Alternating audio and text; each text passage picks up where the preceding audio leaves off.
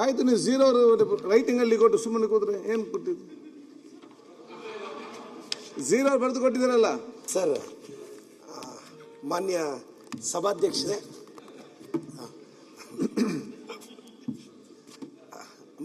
ಸಭಾಧ್ಯಕ್ಷರೇ, ನಿನ್ನೆ ಆನೇಕಲ್ನ ಬಳಿ 2 ದಿನಗಳ ಹಿಂದೆ ಗೋಪಾಲ್ ಅನ್ನೋ ವ್ಯಕ್ತಿ ಹತ್ಯೆಗೊಳಗಾಗ್ತಾರೆ. ತಮಿಳುನಾಡು ಬಾರ್ಡ್ರಲ್ಲಿ ಆತನ್ನ ಹತ್ಯೆ ಮಾಡ್ತಾರೆ.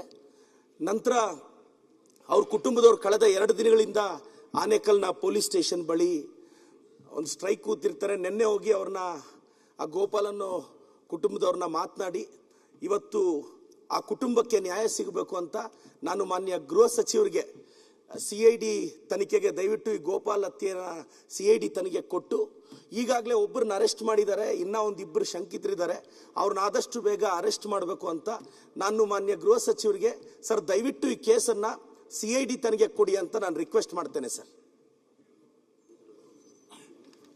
ಮಾನ್ಯ ಅಧ್ಯಕ್ಷರೇ, ಮಾನ್ಯ ಪ್ರದೀಪ್ ಈಶ್ವರ್ ಅವರು ಏನು ಪ್ರಸ್ತಾಪ ಮಾಡಿದ್ದಾರೆ, ಈಗಾಗಲೇ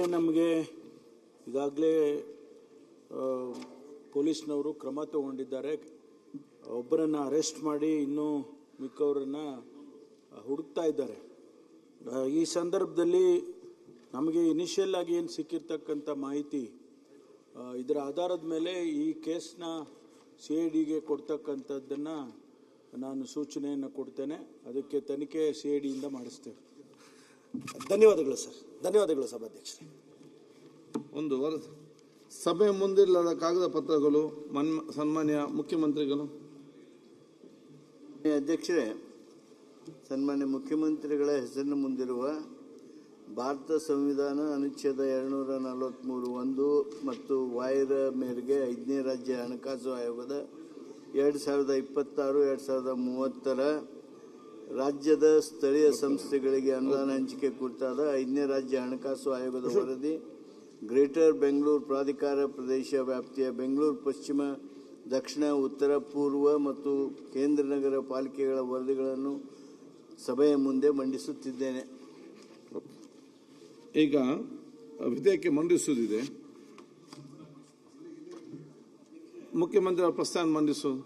ಸನ್ಮಾನ್ಯ ಮುಖ್ಯಮಂತ್ರಿಗಳ ಪರವಾಗಿ 2026ನೇ ಸಾಲಿನ ಕರ್ನಾಟಕ ಲೋಕಾಯುಕ್ತ ತಿದ್ದುಪಡಿ ವಿಧೇಯಕವನ್ನು ಮಂಡಿಸಲು ಅನುಮತಿ ಕೋರುತ್ತೇನೆ. ಪ್ರಸ್ತಾವ ಮಂಡಿಸಲಾಯಿತು. ಈಗ ಪ್ರಸ್ತಾವನೆ ಸಭೆ ಮತಕ್ಕೆ ಹಾಕುತ್ತೇನೆ. ಪ್ರಸ್ತಾವ ಹೀಗಿದೆ: 2020ನೇ ಸಾಲಿನ ಕರ್ನಾಟಕ ಲೋಕಾಯುಕ್ತ ತಿದ್ದುಪಡಿ ವಿಧೇಯಕವನ್ನು ಮಂಡಿಸಲು ಸಭೆಯ ಅನುಮತಿ ನೀಡಬೇಕು. ಪ್ರಸ್ತಾವದ ಪರವಾಗಿ ಹೌದು ಎಂದು ಸೂಚಿಸಬೇಕು. ಹೌದು. ಪ್ರಸ್ತಾವದ ವಿರೋಧವಾಗಿ ಇಲ್ಲ ಎಂದು ಸೂಚಿಸಬೇಕು. ಪ್ರಸ್ತಾವ ಹೌದು ಎಂದು ಪರವಾಗಿದೆ ಎಂದು ಭಾವಿಸುತ್ತೇನೆ. ಪ್ರಸ್ತಾವ ಹೌದು ಎಂದು ಪರವಾಗಿದೆ. ಪ್ರಸ್ತಾವ ಅಂಗೀಕೃತವಾಗಿದೆ. ವಿಧೇಯಕವನ್ನು ಮಂಡಿಸುತ್ತಿದ್ದೇನೆ. ವಿಧೇಯಕ ಮಂಡಿಸಲಾಗಿದೆ. ಸನ್ಮಾನ್ಯ ಅಧ್ಯಕ್ಷರೇ, ನನ್ನ ಹೆಸರಿನ ಮುಂದಿರುವ 2026ನೇ ಸಾಲಿನ ಕರ್ನಾಟಕ ಜ್ಞಾನ ಭಂಡಾರ ಹಸ್ತಪ್ರತಿಗಳು ಮತ್ತು ಡಿಜಿಟಲೀಕರಣ ವಿಧೇಯಕವನ್ನು ಮಂಡಿಸಲು ತಮ್ಮ ಅನುಮತಿ ಕೋರುತ್ತೇನೆ. ಪ್ರಸ್ತಾವ ಮಂಡಿಸಲಾಯಿತು. ಈಗ ಪ್ರಸ್ತಾವನೆ ಸಭೆ ಮತಕ್ಕೆ ಹಾಕುತ್ತೇನೆ. ಪ್ರಸ್ತಾವ ಹೀಗಿದೆ: 2020 ಸಾಲಿನ ಕರ್ನಾಟಕ ಜ್ಞಾನ ಭಂಡಾರ ಹಸ್ತಪತ್ರಿಕೆಗಳು ಮತ್ತು ಡಿಜಿಟಲೀಕರಣ ವಿಧೇಯಕವನ್ನು ಮಂಡಿಸಲು ಸಭೆ ಅನುಮತಿ ನೀಡಬೇಕು. ಪ್ರಸ್ತಾವದ ಪರವಾಗಿ ಹೌದು ಎಂದು ಸೂಚಿಸಬೇಕು. ಪ್ರಸ್ತಾವದ ವಿರೋಧವಾಗಿ ಇಲ್ಲ ಎಂದು ಸೂಚಿಸಬೇಕು. ಪ್ರಸ್ತಾವ ಹೌದನ್ನು ಪರವಾಗಿದೆ ಎಂದು ಭಾವಿಸುತ್ತೇನೆ. ಪ್ರಸ್ತಾವ ಹೌದನ್ನು ಪರವಾಗಿದೆ. ಪ್ರಸ್ತಾವ ಅಂಗೀಕೃತವಾಗಿದೆ. ಸನ್ಮಾನ್ಯ ಅಧ್ಯಕ್ಷರೇ, ವಿಧೇಯಕವನ್ನು ಮಂಡಿಸುತ್ತಿದ್ದೇನೆ. ಓಕೆ. ಪೊಲೀಸ್ ತಿದ್ದುಪಡಿ ವಿಧೇಯಕ. ಮಾನ್ಯ ಅಧ್ಯಕ್ಷರೇ, ನನ್ನ ಹೆಸರಿನ ಮುಂದೆ ಇರುವ 2026ನೇ ಸಾಲಿನ ಕರ್ನಾಟಕ ಪೊಲೀಸ್ ತಿದ್ದುಪಡಿ ವಿಧೇಯಕವನ್ನು ಮಂಡಿಸಲು ಅನುಮತಿಯನ್ನು ಕೋರುತ್ತೇನೆ. ಪ್ರಸ್ತಾವ ಮಂಡಿಸಲಾಯಿತು. ಈಗ ಪ್ರಸ್ತಾವನೆ ಸಭೆ ಮತಕ್ಕೆ ಹಾಕುತ್ತೇನೆ. ಪ್ರಸ್ತಾವ ಹೀಗಿದೆ: 2020 ಸಾಲಿನ ಕರ್ನಾಟಕ ಪೊಲೀಸ್ ತಿದ್ದುಪಡಿ ವಿಧೇಯಕವನ್ನು ಮಂಡಿಸಲು ಸಭೆ ಅನುಮತಿ ನೀಡಬೇಕು. ಪ್ರಸ್ತಾವದ ಪರವಾಗಿರು ಹೌದು ಎಂದು ಸೂಚಿಸಬೇಕು. ಪ್ರಸ್ತಾವದ ವಿರೋಧವಾಗಿರು ಇಲ್ಲ ಎಂದು ಸೂಚಿಸಬೇಕು. ಪ್ರಸ್ತಾವ ಹೌದನ್ನು ಪರವಾಗಿದೆ ಎಂದು ಭಾವಿಸುತ್ತೇನೆ. ಪ್ರಸ್ತಾವ ಹೌದನ್ನು ಪರವಾಗಿದೆ. ಪ್ರಸ್ತಾವ ಅಂಗೀಕೃತವಾಗಿದೆ. ಮಾನ್ಯ ಸಚಿವರು. ಮಾನ್ಯ ಅಧ್ಯಕ್ಷರೇ, ವಿಧೇಯಕವನ್ನು ಮಂಡಿಸುತ್ತಿದ್ದೇನೆ. ಓಕೆ. 20 ಸಾಲಿನ ಕರ್ನಾಟಕ ಗ್ರಾಮ ಸ್ವರಾಜ್. ಸನ್ಮಾನ್ಯ ಅಧ್ಯಕ್ಷರೇ, ಗ್ರಾಮೀಣ ಅಭಿವೃದ್ಧಿ ಮತ್ತು ಪಂಚಾಯತ್ ರಾಜ್ ಇಲಾಖಾ ಸಚಿವರ ಪರವಾಗಿ 2026ನೇ ಸಾಲಿನ ಕರ್ನಾಟಕ ಗ್ರಾಮ ಸ್ವರಾಜ್ಯ ಮತ್ತು ಪಂಚಾಯತ್ ರಾಜ್ ತಿದ್ದುಪಡಿ ವಿಧೇಯಕವನ್ನು ಮಂಡಿಸಲು ಅನುಮತಿ ಕೋರುತ್ತೇನೆ.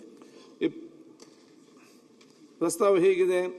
2020 ಸಾಲಿನ ಕನ್ನಡ ಗ್ರಾಮ ಸ್ವರಾಜ್ ಮತ್ತು ಪಂಚಾಯತ್ ತಿದ್ದುಪಡಿ ವಿಧೇಯಕ ಮಂಡಿಸಲು ಅನುಮತಿ ನೀಡಬೇಕು. ಪ್ರಸ್ತಾವದ ಪರವಾಗಿ ಹೌದು ಎಂದು ಸೂಚಿಸಬೇಕು. ಪ್ರಸ್ತಾವದ ವಿರೋಧವಾಗಿಲ್ಲ ಎಂದು ಸೂಚಿಸಬೇಕು. ಪ್ರಸ್ತಾವ ಹೌದು ಎಂದು ಪರವಾಗಿದೆ ಎಂದು ಭಾವಿಸುತ್ತೇನೆ. ಪ್ರಸ್ತಾವ ಹೌದು ಎಂದು ಪರವಾಗಿದೆ. ಪ್ರಸ್ತಾವ ಅಂಗೀಕೃತವಾಗಿದೆ. ಮಾನ್ಯ ಸಚಿವರು. ಸನ್ಮಾನ್ಯ ಅಧ್ಯಕ್ಷರೇ, ವಿಧೇಯಕವನ್ನು ಮಂಡಿಸುತ್ತಿದ್ದೇನೆ. ಈಗ 2020 ಸಾಲಿನ ಅನುದಾನ ಬೇಡಿಕೆಗಳನ್ನು ಮಾನ್ಯ ಮುಖ್ಯಮಂತ್ರಿ ಪರವಾಗಿ ಮಂಡಿಸಿ. ಸನ್ಮಾನ್ಯ ಮುಖ್ಯಮಂತ್ರಿಗಳ ಪರವಾಗಿ ಸನ್ಮಾನ್ಯ ಅಧ್ಯಕ್ಷರೇ, 2026-27ನೇ ಸಾಲಿನ ಅಭಿಯಾಚನೆಗಳ ಕ್ರಮಾಂಕ 1ರಿಂದ 15 ಹಾಗೂ 17ರಿಂದ 28 ಇವುಗಳಿಗೆ ಸಂಬಂಧಿಸಿದಂತೆ ಸಂದಾಯವಾಗುವ ವೆಚ್ಚಗಳನ್ನು ಭರಿಸಲು ಸರ್ಕಾರಕ್ಕೆ ರಾಜಸ್ವ ಖಾತೆಯಲ್ಲಿ ಮತ್ತು ಬಂಡವಾಳ ಖಾತೆಯಲ್ಲಿ ಬೇಡಿಕೆಗಳ ಪಟ್ಟಿಯಲ್ಲಿ ನಮೂದಿಸಿದ ಮೊಬಲಗಿಗೆ